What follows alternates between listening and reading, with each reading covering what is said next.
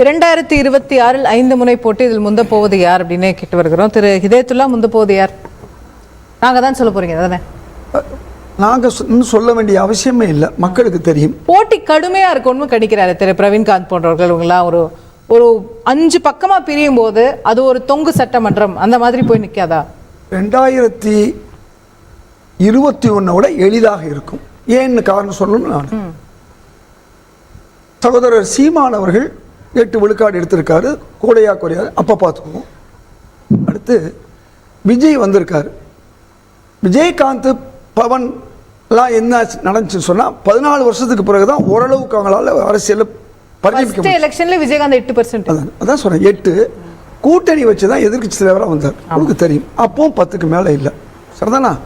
இப்ப ஆரம்பத்தில் 5, 6 இருந்த விஜயகாந்த் ஒரு பிரபல்யமானவர், நீண்ட காலம் அரசியல் பேசி கொண்டிருந்தவர், அரசியல் தலைவர்களை ஆதரித்தவர், எதிர்த்தவர், ரெண்டும் செஞ்சவர். அப்படி ஒரு இது தம்பி விஜய்க்கு இல்லை. சரி, அவர் 5ல இருந்து நீங்க 8 எடுத்துங்க, ஹையஸ்ட் நீங்க எடுத்துங்க. 8 இவர் 8 அவர் 8 16 முடிஞ்சு போச்சு. சிம்பிள். பாஜக 2 பேர் தனித்தனியா 8 எடுக்க வாய்ப்பு இருக்குன்னு நினைக்கிறீங்களா? 2 பேருக்கு காமன் ஓட் பேங்க் இல்லையா? சீமான் அத நான் உங்களுக்கு அடுத்து சொல்றேன். இல்ல எங்க நமக்கு யார்ட்ட இருந்து எடுப்பாங்கன்னு வரணும் இல்லையா? அப்ப நம்ம பேசுவோம். இப்ப நம்ம அது வேண்டியில்லை. சரி, இப்ப இருக்கிற மக்களுக்கு தெரிஞ்ச விஷயத்தை நம்ம சொல்லியிருக்கோம். பாஜகவை பொறுத்தவரை பாராளுமன்ற எலெக்ஷன்ல அவங்க 10, 11 எடுக்கலாம். ஆனா 5க்கு மேல சட்டமன்றத்தில் எடுக்க முடியாது. உங்களுக்கு நன்றாக தெரியும். தேசிய ஜனநாயக கூட்டணியா 18 எடுத்திருக்காங்க. அதான் கூட்டணி வந்தா 10 எடுக்கலாம். அந்த 18 பாதி ஆகும். ஏன் அப்படிங்கிறது உங்களுக்கு நன்றாக தெரியும். அதுல பாமகவுடைய உதவினாலதான் இந்த 10, 11 எடுக்க முடியும். அவ்வளவுதான். அதுக்கு நான் உங்களுக்கு வரலாறையும் சொல்ல முடியும். 2014 இருக்கட்டும், 19 இருக்கட்டும், 16. சரி, இப்போ உங்க கணக்குப்படி 8, 8, 10. சரி, எவ்வளவு ஆச்சு? 26. இந்த 26ல போக மீதி எவ்வளவு இருக்கு? 26 போக 74. 74ல அதிமுக எடுத்தது நியர்லி 20. அது பாராளுமன்ற தேர்தல். சட்டமன்ற தேர்தல்னா அவங்களுக்கு ஒரு 4 சேர்த்துக்குங்க. 25 வச்சுக்கோங்க. சரி, 24, 25 வச்சுக்கோங்க. இப்ப இருக்க அந்த தேமுதிக எல்லாம் இணைஞ்சு இப்ப இருக்க மாதிரி நான் இன்னைக்கு இருக்க சூழ்நிலை. அப்புறம் நம்ம என்னங்கிறத பாத்துக்குவோம். இப்ப மீதி உள்ள வாக்குகள் எத்தனை? 50. இந்த வாக்குகள் காங்கிரஸ் திமுக தலைமையிலான இந்த கூட்டணிக்கு நிச்சயமாக கிடைக்கும். இந்த கூட்டணி அப்படியே இருந்தால், இந்த கூட்டணி அப்படியே இருக்கும்.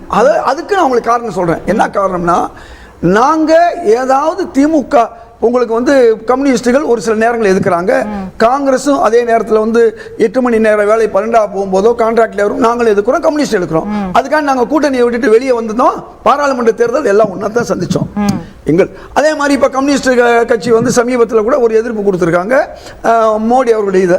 காங்கிரஸை பொறுத்தவரை நாங்க அதை எதிர்ப்பு கொடுக்கல. எங்களுக்கு தெரியும், காங்கிரஸ் ஆட்சி செய்யக்கூடிய மாநிலங்கள்ல முதல்வர்கள் கூட மோடியை கூப்பிட்டுக்கிறாங்க. இது நல்லாவே தெரியும். காங்கிரஸ் ஒரு தேசிய பார்வையில் அதை பெருசா பார்க்க வேண்டிய அவசியம் இல்லை. எப்படி இருந்தாலும் 45ல இருந்து 50 விழுக்காடு வாக்குகள் திராவிட முன்னேற்ற கழக கூட்டணி இருக்கு. அந்த கூட்டணி நாளுக்கு நாள் உங்களுக்கு கூடுதலா பெறக்கூடிய ஒரு சூழ்நிலை. இன்னைக்கு அமெரிக்காவுக்கு போய் 10,000 கோடி நம்முடைய விஜய் கூப்பிட்டா காங்கிரஸ் கூட்டணியை யோசிக்காதா? நிமிஷம் இல்ல, எங்க கூட்டணியை பொறுத்தவரை ஒன்றை தெரிஞ்சு கொள்ளுங்க. ராகுல் காந்தி அவர்கள் சகோதரராக ஆன ஒரு சூழ்நிலை. ஸ்வீட் பாக்ஸ் கதை உங்களுக்கு தெரியும், கோயம்புத்தூர் ஸ்வீட் பாக்ஸ் கதை. அது மட்டுமல்ல, ராகுல் காந்தி அகில இந்திய அளவில் தான் ஒரு கட்சியின் நிலைமையை பார்ப்பாரு. அகில இந்திய அளவில் நமக்கு ஆதரவுங்கிறத அவரும் பார்ப்பாரு. இன்னைக்கு எந்த சூழ்நிலை வந்தாலும் காங்கிரஸ் திமுக கூட்டணி என்பது பிளவு என்பது அல்லது பிரிவு என்பது இருக்காது. ராகுல் சொல்லிதான் விஜய் கட்சியே ஆரம்பிச்சாருன்னு ஒருத்தங்க சொல்றாங்க. ஏன் சொல்லாமே? விஜயதரணி அவர்கள், கமலா ஹாரிஸ் சொல்லி ஆரம்பிச்சா கூட சொல்லலாம். கமலா ஹாரிஸ், ஆமா, சொல்றவங்களுக்கு என்ன இருக்குது? சொல்றவங்க எப்படிலாம் சொல்லலாம். அப்ப அப்படிலாம் சொல்லலையா? ராகுல் ஐடியா கொடுக்கலையா? அது இல்லைங்கிறது தான் நான் சொல்றேன். அவர் கொடுக்கவும் இல்லை. ஒன்று நல்ல நட்பு இருக்கு. இப்போ நான் விஜய் குடும்பத்தினோட ஒரு நட்பு இருக்கு. ஏன்னா அவங்க பாட்டியவே எனக்கு தெரியும். எங்க ஊர்ல அவங்க ஆசிரியராக இருந்தாங்க. அவங்க அப்பா எனக்கு நண்பர். இது ஒரு பக்கம்.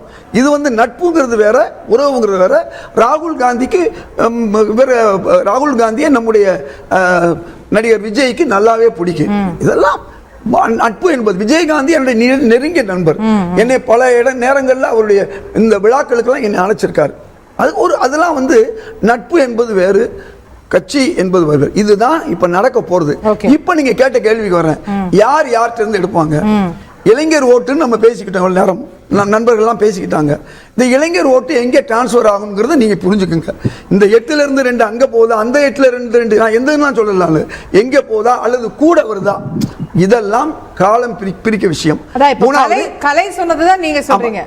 மிச்சம் இருக்கிற 30ல தான் இவங்க எல்லாம் பிரிச்சுக்கணும். தொடர்ந்து இன்னொரு விஷயம் சொல்லணும், சட்டமன்ற தேர்தல் என்பது அதிமுக தொண்டர்களுடைய பலம் அதுக்கு இருக்கு.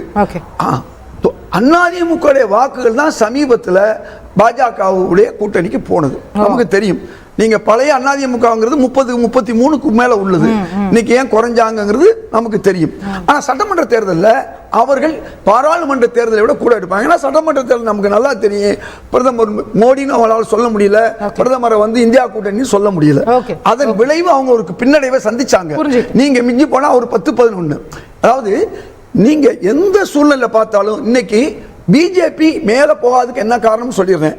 இப்ப கேரளாவுடைய அமைச்சராக இருக்கக்கூடிய, ஒன்றிய அமைச்சராக இருக்கக்கூடிய அந்த நடிகர் என்ன சொல்றாருன்னா, 5 வருடத்துல எய்ம்ஸ் வரலைன்னா நான் பாஜக விட்ட மட்டும் இல்ல அரசியலை விட்டே விலகுங்கிறாரு.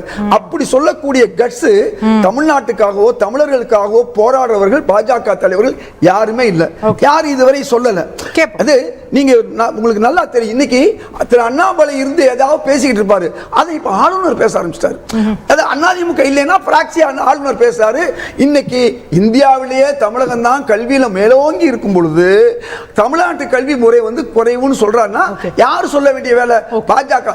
இப்ப பாஜகவுடைய ஒருங்கிணைப்பாளர் கூட யாரை போய் சந்திக்கிறாங்க?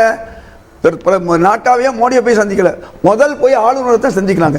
இப்ப ஆளுநரும் அரசியல் செஞ்சு ஆளுநர் அரசியல் செய்யறதுனாலயும் பாஜக தமிழர் விரோதமா இருக்கனாலையும் அவங்க இந்த 8-9 கூட்டணி பாமகவோட கூட்டணி வச்சாலும் 10-11 விழுக்காடுகளால போக முடியாது. இதுதான் நான் சொல்லக்கூடிய உண்மை. திமுக காங்கிரஸ் கூட்டணி வெல்லும். கார்த்தி அவர் கிளீனா ஒரு மேத்தமேட்டிக்ஸ் சொல்றாரு, இதை எப்படி நீங்க மறுக்க முடியும்? என்ன சொல்றாரு?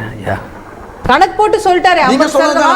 நீங்க சொன்ன 8 நான் அப்படியே சொல்லிட்டேன், குறைக்கல. உங்களுக்கு கூட வந்தாலும் வரும்னு ஐயா ஆனா திமுக கவலைப்படுது, ஒருவேளை இஸ்லாமிய கிறிஸ்துவ வாக்கு விஜய்க்கு போயிருமோ அப்படின்னு நினைக்கிறாங்களா என்னன்னு தெரியல. அவங்க தான் பதட்டப்படுறாங்க. நாங்க விஜய்க்கு வாக்கு சொல்றோம். நிச்சயமாக வாய்ப்பு இல்லை. சிறுபான்மை மக்களுக்கு நன்றாக தெரியும், அகில இந்திய அளவிலையும் நமக்கு பாதுகாப்பு இந்தியா கூட்டணி, தமிழ்நாட்டிலும் அதே தான். ஏன்னா இன்றைக்கு பாஜகவை எதிர்க்கணும்னா வலிமையான கூட்டணி. பாஜக எதிர்க்க போறீங்க இல்ல, பாஜக ஒரு கூட்டணி வைப்பாங்க. அந்த கூட்டணிக்காக நான் முடிச்சு உங்க கேள்வி வரேன். அப்ப எந்த எப்படி இருந்தாலும் இப்ப தொடர்ந்து நீங்க தான் சொல்லிட்டீங்க, சட்டமன்ற தேர்தல்னு வந்தா மோடிக்கு வாக்கு செலுத்தினவங்க எல்லாம் இந்த பக்கம் போட மாட்டாங்க, அதெல்லாம் டம்மி ஆகி போயிடும்ட்டீங்க. அப்புறம் என்ன பாஜக எதிர்ப்பு சட்டமன்ற தேர்தல்? அந்த பாஜகனா பாஜகவோட நாளைக்கு பாமக சேருதுன்னு வச்சுக்கோங்க. நான் இன்னொன்னு கடந்த முறை சொன்னேன், இப்பவும் நான் சொல்றேன், இந்த 5-3-4 எல்லாம் இல்ல, மீண்டும் அதிமுக பாஜக கூட்டணி வரும். அண்ணாமலை இல்லாத ஒரு சூழலை இன்னைக்கு பாஜக உருவாக்கி கொண்டிருக்கிறது. அவங்க 2 பேரும் நான் ரொம்ப சிம்பிளா மீண்டும் 2021 தான் திரும்பவும் என்ன நடக்கும். நான் ஏற்கனவே சொன்னேன், திருவிளையாடல் புராண கதை தான் நடக்கும். அதாவது நாங்க இத அண்ணாமலை இல்ல, பிரச்சனை அவங்களுக்கு என்ன? நேத்து திரு உதயகுமார்ல இருந்து என்ன சொன்னாங்க, ஏன் வாழ்த்து சொன்னாங்க, கொஞ்சம் யோசிச்சு பாருங்க. எல்லாருக்குமே பிரச்சனை ஜெயலலிதா அவர்களை ஊழல்வாதி என்று அதிமுகவை ஊழல் கட்சி என்று சொன்னதன் விளைவுதான் அவங்க போனாங்க. இதுதான் நிலைமை ஒழிய அவங்களுக்கு பிரச்சனையே அண்ணாமலை. அதனால அண்ணாமலைங்கிற அந்த ஞான பழத்தை நாங்க உங்களுக்கு தர்றோம்னு சொல்லிட்டோம்னா, அமைதியாக்கிட்டோம்னு சொன்னா, ஏறுமையில் ஏறு ஈசனுடன் வாணி என்னுடன் ஓடி வாணின்னு சொல்லி சொல்ற மாதிரி நாளைக்கு என்ன நடக்கும் சொன்னா, பழனிமலை முருகன் பேர் என்ன, அவருக்கு பேரு பழனிசாமி, அவரை யாரு கூப்பிட்டுருவா? அங்க இருந்து கூப்பிட்டுருவாங்க, கைலாயத்துல இருந்து அவங்களை கூப்பிட்டுருவாங்க. கூப்பிட்டா இதுதான் நடக்க போற உண்மையை எது நடக்க போறதுன்னு திரும்பவும் சொல்றேன். அதிமுகவும் பாஜகவும் நிச்சயம் கூட்டணி அமைக்கும். மைனஸ் அண்ணாமலை. ஓகே, கேப்போம். நீங்க குறுக்கிட விரும்புங்க கார்த்தினேயன். ஆளுநரோட பதவிக்காலம் போன மாசம் ஜூலை 31 முடிஞ்சு போச்சு. அதுக்கும் பிறகும் போய் திமுக அவங்களோட தேனி விருந்த கலந்துக்கிறாங்க. கடந்த காலத்தில் கெட் அவுட் ரவி அப்படிங்கிற முழக்கத்தை முன் வச்சாங்க. இன்னைக்கு பதவிக்காலமே முடிஞ்சு போச்சு. திமுக பாராளுமன்றத்தையும் முழக்கத்தை வைக்கலாம், இங்கேயும் முழக்கத்தில் வைக்கலாம், இணையத்தில் வைக்கலாம். ஏன் RN ரவி வெளியேற்ற கவனம் எடுக்க மாட்டேங்குது? பதவி காலம் முடிஞ்சு போனதுனால அவரை வழி அனுப்பு பிரச்சார விழாவை மாதிரி கூட கலந்துருக்கலாம். ஏன் நீங்க நினைக்கிறீங்க? நான் என்ன கேக்குறேன், ஒரு அரசு என்பது ஐயா, ஒரு நீங்க கேட்டுட்டீங்க, நான் சொல்றேன். ஒன்றிய அரசு பாருங்க, ஒரு ஸ்டாம்ப், அதாவது ஒரு நாணய வெளியீடு என்பது ஒன்றிய அரசும் ஒரு மாநில அரசும் சார்ந்த விழா. அதுக்கு பிரச்சனை வந்துச்சு பாருங்க, அதுக்கு போய் திமுக கலந்துக்கிட்டது. அதுவே நாணயத்தை கேட்கல அவர் வந்து டீ பார்ட்டில செல்வ பெருந்தகை எதிர்த்தாரு. நான் சொல்றது இதைத்தான் நான் சொல்றேன். ஆளுநர் வந்து பதவி இருக்கிறது அரசியல் சட்டத்துக்கு அதுக்கு நீங்க போராடி இருக்கணும். இன்னைக்கு வரை சகோதரர் சீமான் என்னைக்காவது ஏன் ஆளுநர் நீங்க இங்க உட்கார்ந்து பேசக்கூடாது? நாங்க ஏன் போராடணும் நான் கேட்கிறேன். நான் என்ன கேட்கிறேன், நான் இப்பவும் சொல்றேன், அவர் போகிற நிலைமைக்கு வந்தாச்சு. இருக்க வைக்கிறதும் போற வைக்கிறதும் உங்களுக்கு தெரியும். அரசியல் சட்டம் என்ன சொல்லுது? அரசியல் சட்டம் எதிராக இருந்தா இன்னைக்கு ஆளுநர் போயிருப்பாரா இல்லையா? பாஜகவுடைய தலைவர்களுக்கு அரசியல் சட்டம் தெரியாதா? கார்த்திக்கு தெரிந்த சட்டம் இந்தியாவில் இருக்கக்கூடிய அத்தனை அரசியல் மேதைகளுக்கும் தெரியாதா? இவருக்கு மட்டும் அவளுக்கு தெரிஞ்சு போச்சா? அதெல்லாம் இல்லைங்க. நீங்க பிரிவு உபச்சார விழாவை கூட எடுத்துங்க, அதெல்லாம் ஒரு பக்கம். இப்ப நான் சொல்ல வந்தது, நீங்க ஒன்றிய அரசும் மாநில அரசும் சில நேரங்களில் ஒன்றா இருந்தால் தமிழர்களுக்கும் தமிழுக்கும் நல்லது என்று சொன்னால், தமிழ் மாநில மக்களுக்கும் நல்லது என்று சொன்னால் அவர்கள் செய்வார்கள். அந்த அடிப்படையில் தான் அந்த ஒன்றிய அரசு விழாவாக இருக்கட்டும், ஆளுநர் தேநீர் பார்ட்டியா இருந்தாலும் கலந்து கொண்டார்கள். எங்களை பொறுத்தவரை நாங்க வந்து எதிராக இருக்கோம், ஆளுநருக்கு நேரடியாக எதிராக. நாங்க ஆட்சியில இல்ல, நாங்க தமிழக ஆட்சியில இல்லாதனால நாங்களும் கம்யூனிஸ்டும் எதிர்க்கிறோம். அவங்க ஆட்சியில இருக்காங்க. ஒரு 10 நொடி, அதாவது திமுகவுக்கும் பாஜகவுக்கும் மறைமுக உறவு இருக்குன்னு ஐயா எடப்பாடி பழனிசாமி குற்றம் சாட்டிய பிறகு அடுத்த நாள் ஐயா ஸ்டாலின் பேசுறாங்க. அவங்க நினைச்சிருந்தா எந்த காலத்திலையும் பாஜகவோட உறவு இல்லை அப்படின்னு சொல்லியிருக்கலாம். ஆனா அவர் என்ன சொன்னார்னா, நாங்கள் ஆதரித்தாலும் கொள்கையோடு ஆதரிப்போம், எதிர்த்தாலும் கொள்கையோடு எதிர்ப்போம் சொல்றது மூலமா பாஜகவோடு திமுக போவதற்கான சாத்தியக்கூறுகள் இருக்குங்கிறதா அவரோட பேச்சு. நீங்க திரு ஸ்டாலின், முதல்வர் ஸ்டாலின், ஆமா நாங்க போக போறோம், கூட்டணி வைக்க போறோம் சொல்ற வரையும் நீங்க இந்த விஷயங்களை நீங்க ஒரு ராசி பார்க்க வேண்டிய அவசியம் இல்லை. ஓகே ஓகே கேப்போம். திரு கலை பழனி பஞ்சாமிர்த கன்ஃபார்ம்ன்றாரு, அப்படியா? அவங்க வந்து இப்ப சிறுபான்மை வாக்குகள் அதிமுக பக்கம் நகர்ந்தாச்சு, அதை தடுத்து நிறுத்துறதுக்காக இவர்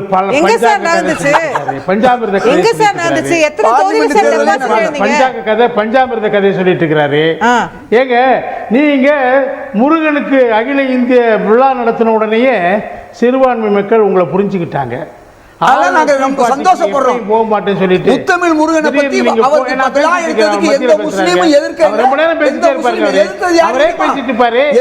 காங்கிரஸ் கட்சியினுடைய 15ல இருந்து 20% 100% திரு விஜய் ஓட்டு எடுப்பார். ஆனால் கூட்டணி சரியாக வைக்க வேண்டும் என்பது என் ஆசை. அது இருந்தால் நிச்சயம் 15% அவர் எடுத்தா நான் வாழ்த்துறேன், உங்களோட சேர்ந்து வாழ்த்துறேன். திமுக கூட்டணி தான் வெற்றி பெறும். திமுக கூட்டணி வெற்றி பெறும், திமுக கூட்டணி வெற்றி பெறும் ஐயா ஹிதாயத்துல்லா அவர்கள் பேசுகிறார். ஆனா அதுல காங்கிரஸ் இருக்குமா? இருக்குன்றாரு. அந்த நம்பிக்கை பலிக்கட்டும்ங்கிறது என்னுடைய காங்கிரஸ் எங்க இருக்கும்? காங்கிரஸ்காரர் தானங்க சொல்லணும். நிச்சயமா பாஜகவோட காங்கிரஸ் இருக்காது. தன்னம்பிக்கையை பாராட்டுறேன். நிகழ்ச்சியில கலந்து கொண்டு கருத்து தெரிவித்த அனைவருக்கும் நன்றி, பார்த்தவங்களுக்கும் நன்றி நேயர்களே.